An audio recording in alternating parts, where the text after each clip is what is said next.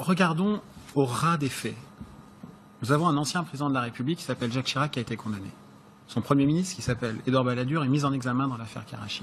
Son ministre de la Défense est mis en examen dans l'affaire Karachi.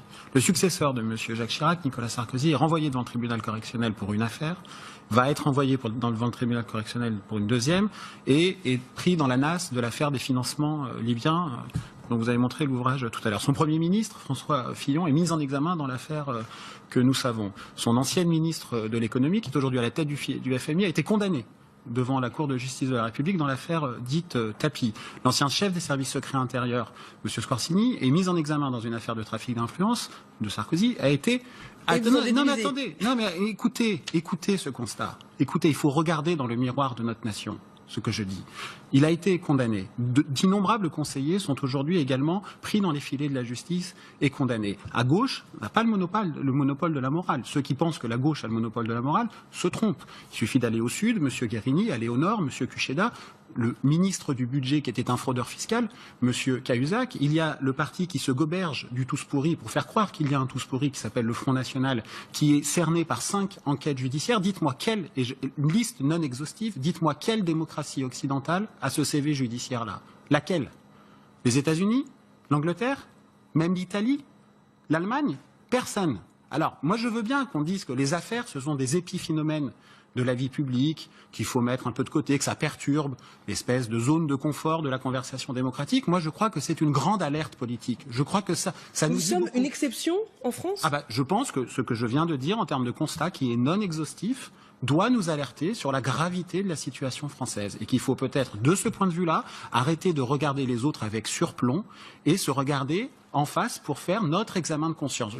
Vous parlez de l'affaire des financements libyens tout à l'heure. Je vous donne un exemple pour qu'on comprenne, que les gens qui nous regardent comprennent. C'est une affaire mondiale. Corruption internationale, des paradis fiscaux, en veux-tu, en voilà, avec des conséquences géopolitiques, la guerre. Bon, il n'y a pas un juge d'instruction détaché à temps plein sur le dossier. Il n'y a pas un procureur détaché à temps plein sur le dossier. Il n'y a même pas un policier. Vous m'entendez? Il n'y a pas un policier détaché à temps plein sur le dossier. Pourquoi, selon vous? Mais parce que la classe politique de droite, de gauche, tout ça n'est pas un propos idéologique, ne prend pas la conscience des enjeux de la lutte contre la corruption qui sont, de mon point de vue, aussi importants, pas plus, mais pas moins, que les enjeux contre le chômage ou contre les déficits publics. D'ailleurs, c'est parfois lié. Il faut quand même avoir conscience que la Cour européenne des droits de l'homme, c'est la justice supranationale, c'est la justice au-dessus de la justice des justices nationales en Europe, a quand même dit que les procureurs en France ne peuvent pas être considérés comme des magistrats parce qu'ils ne sont pas indépendants. Vous vous rendez compte l'humiliation?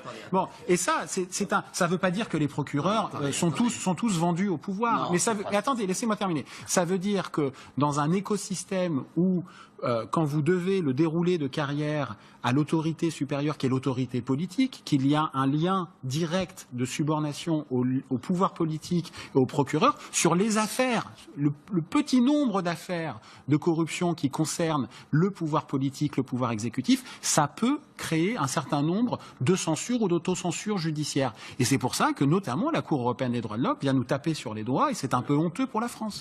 Sans compter que ces gens-là, entre guillemets, et encore une fois, je ne les mets pas tous dans le même panier, votent des lois pour s'auto-protéger. Je rappelle quand même qu'il y a une loi qui est passée il n'y a pas longtemps sur la prescription des délits par ruse, qui est passée de 10 ans à 12 ans, et qui est passée du fait que maintenant, la prescription démarrait au moment du délit, et non au moment où on découvre le délit.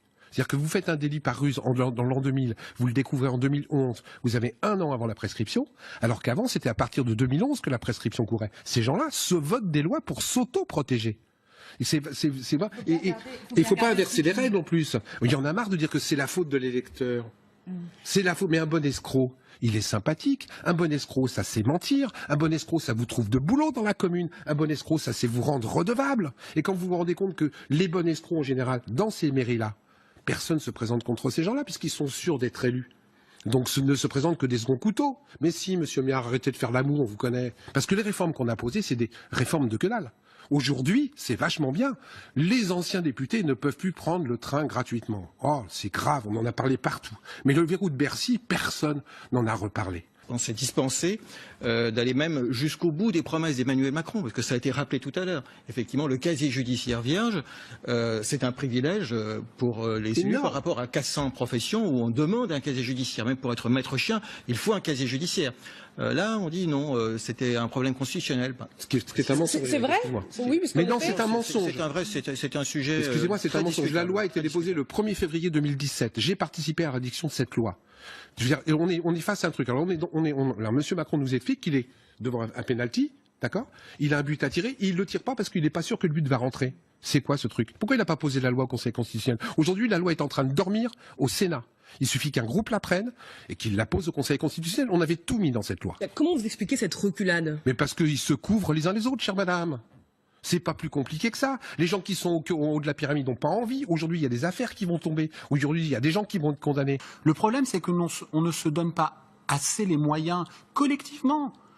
C'est pas des questions de droite ou de gauche, tout ça. Il y a une idée du bien commun dans la conversation que nous avons institutionnellement, légalement, de manière citoyenne. Il devrait y avoir 3 millions, 4 millions de personnes dans la rue pour se plaindre de la situation et du CV judiciaire de la France que j'ai dit tout à l'heure. Pour régler, ça nous concerne tous.